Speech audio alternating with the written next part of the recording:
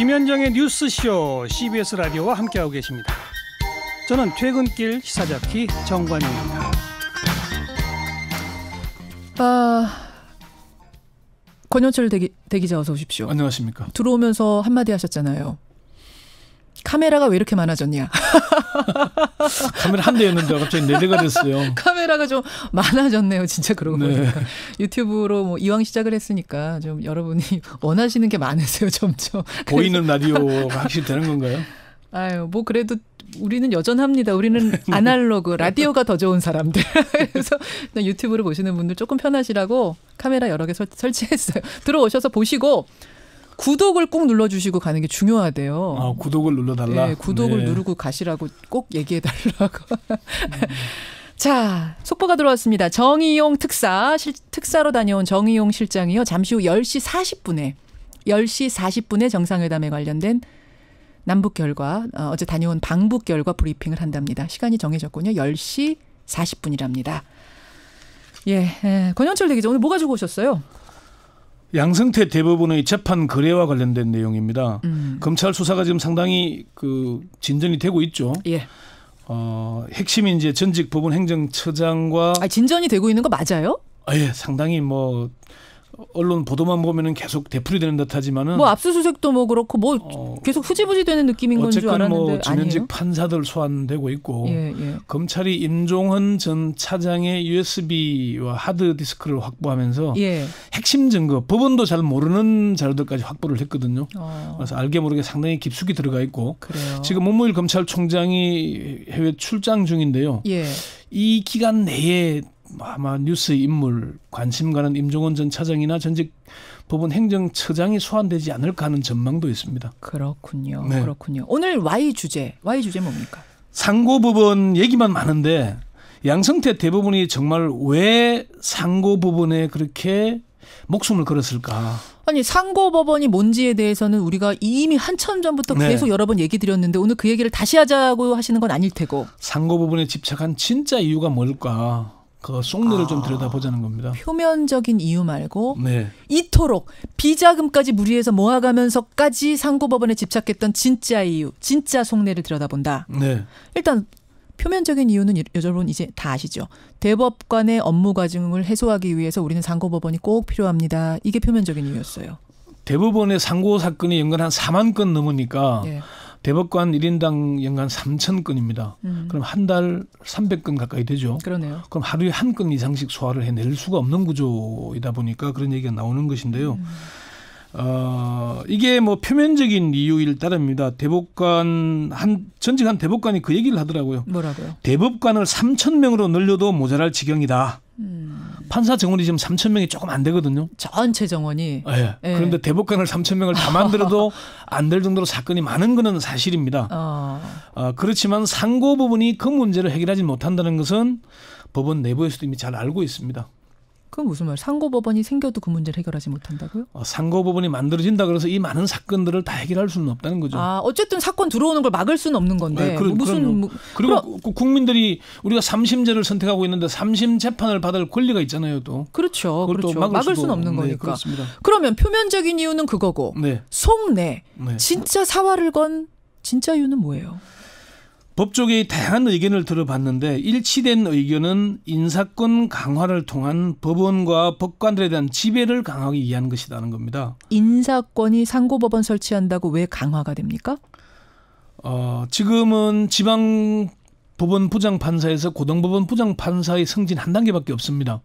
법에 정해진 법관의 신분은 예. 대법원장, 대법관, 판사 3개밖에 없거든요. 예. 그런데 지금 지방부장, 고등부장 이렇게 나눠져 있잖아요. 그렇죠. 그럼 지방부장에서 고등부장으로 가는 게 이미 한 4대1 정도의 경쟁력을 띱니다. 고등부장 승진 못하면은 옷을 벗거나하는 게 관례였고요. 예. 그런데 요거밖에 없었는데 상고법원을 설치하면은 하나가 더 생기면 그럼 고등부장들이 통제가 되지 않습니까? 갈 수 있는 게 하나 더 생기니까. 예, 이게 이제 수도권에 근무 중인 한 부장판사는 법관을 관료화해서 장악해야 했던 게 아닌가 생각된다. 법원 행정처의 한 법관은 고등부장 통제장치로서 의미가 있다. 한 중견 법관은 인사권 강화 및 유지 때문으로 본다. 예. 이렇게 얘기를 했거든요. 법원 밖에서도 그렇게 봐요? 이유가 그걸까? 네. 판사 출신인 민주당 박범계 의원은 예. 양승태 대법원이 보수의 가치를 극대화하는 데 주안점을 뒀고 박근혜 정부와 맞아떨어졌다. 그러기 위해서는 일선 법원과 법관들에 대한 지배가 아주 강화되고 원활해야 하는데 예. 그런 차원에서 추진한 게 평생법관제와 상고법원이었다고 느꼈다. 이렇게 얘기를 했습니다. 예. 박 의원은 결국은 법원장급보다는 높고 대법관급은 아닌 자리 수십 개를 늘리려고 한 것이다. 이게 양승태 대법원 체제의 지배 질서를 강화하려는 의도였다. 이렇게 얘기를 했습니다. 의원들 중에 처음에는 상고법원 설치를 반대하다가 나중에 의견을 바꾼 사람들이 꽤 많다면서요. 많습니다. 이게 홍일표 의원이 법원 조직법 개정안을 발의했는데 서명한 의원이 168명입니다. 민주당 의원들도 상당히 들어있습니다. 박범계 의원이 그 얘기를 하더라고요. 로비가 시도 때도 없이 들어왔다. 의원들 내부가 흔들리면서 어쩔 수 없이 서명을 하게 됐다고 당시 상황을 틀어놓기도 했습니다. 로비가 시도 때도 없이 들어왔다? 예. 그래서 사실은 그 검사와 판사들 사이에 검사들이 그런 얘기를 합니다. 정치력은 판사들이 훨씬 뛰어나다 그랬는데 이거 현상을 보면은 그 말이 사실인 걸 믿길 정도입니다. 검찰의 한 고위 관계자는 양승태 대법원이 노린 건 인사권으로 판사들을 통제하기 위한 것이다. 고등부장이 되고 나면은 대법원장이나 법원행정처의 말을 안 듣기 때문에 지방부장에서 고등부장, 고등부장에서 상고법원 판사로 승진하는 구조를 만들어서 코를 꿰려고 했다. 이렇게 얘기를 했습니다. 아니, 고등부장이 되면 대법원장이나 법원행정처장 말을 안 듣는다?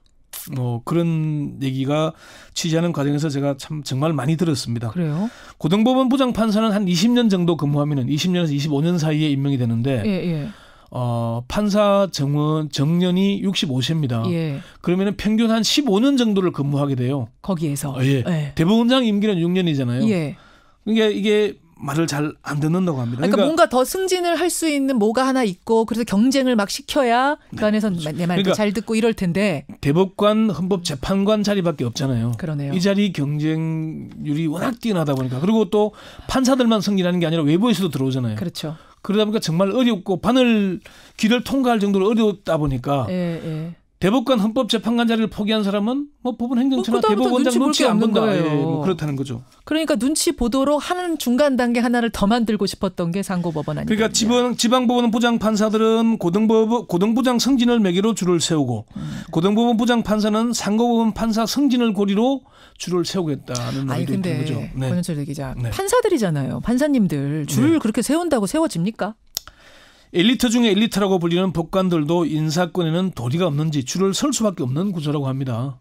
모든 법관이 다 그렇다고 하시면 안 되고. 실제 그러니까 법원 행정처에 들어가는 판사들이 한 30여 명쯤 되는데 동기들 중에 한 10% 남짓 이 정도밖에 안 된다 그러거든요. 10%. 그러니까 엘리트 중에 엘리트라고 얘기를 하는 거죠.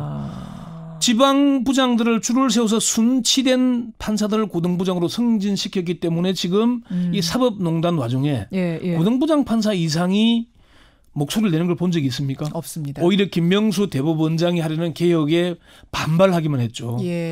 그렇잖아요. 그리고 사실 고등법원 부장 판사들이 차관급 예우를 받지 않습니까?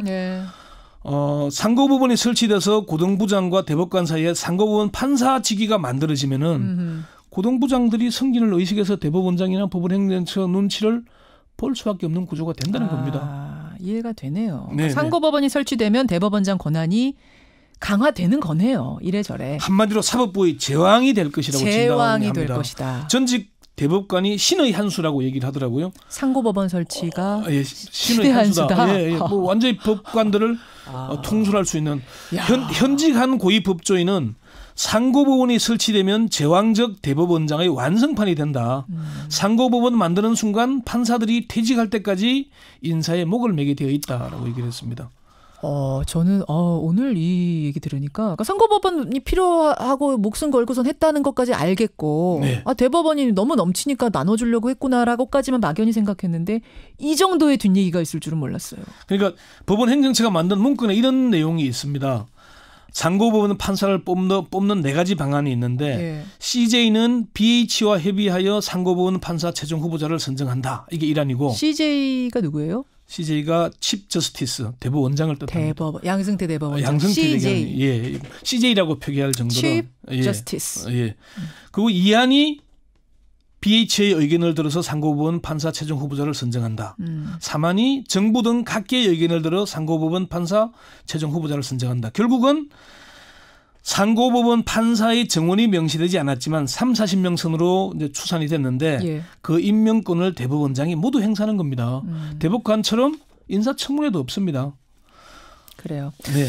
오로지 인사 그 이유 하나입니까? 아니면 또 다른 이유도 있습니까? 상고법원을 꼭 해야 했던 사활을 걸었던 이유. 인사권 통제, 법관 통제가 가장 큰 이유고요. 한 가지 더 하자면은 대법원의 위상 강화를 꼽습니다. 위상 강화.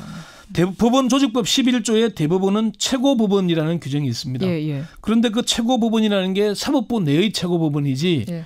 헌법재판소까지 포함하는 건 아닙니다. 아. 과거에는 헌법재판소가 생기기 이전에는 대법원이 최고재판소였잖아요. 네. 지금은 최고재판소가 아닌 구조가 되었거든요. 그런데 지금은 점점 헌법재판소 위상이 높아졌지 대법원은 위상이 떨어져 있습니다. 여기다가 그래요.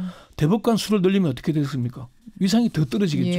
이런 이유도 포함이 되어 있고 또 양승태 대법원장 개인의 치적을 쌓기 위한 것도 이유라고 분석을 하긴 합니다. 대법관들의 재판 부담을 좀 줄이기는 줄여줘야겠네요. 근데 보니까. 4만 건이고 이래 되면 제대로 된 재판이 될 수가 그러니까 없다는 게 결국 실제 우리가 맞습니다. 피해를 볼 것 같은데 네. 이렇게 많아가지고는 그러니까 방법을 찾긴 찾아야겠네요. 대법관 수를 늘리는 게 답이라는 게 지금 민주당이 그 법률 개정안을 냈고요. 예. 우리하고 사법 구조가 다르긴 하지만은 독일은 128명, 프랑스는 129명이고요. 러시아는 170명이 된다고 합니다. 대법관이 많아지면은 전원 합의체 판결이 어렵다 그러는데 그러면은 형사 전원 합의체, 민사 전원 합의체 이렇게 만들어가면 된다고 하거든요. 예. 좀 대안을 좀 빨리 만들어야 될 것 같습니다. 여기까지 오늘의 Y뉴스 권영철 대기자 수고하셨습니다. 네.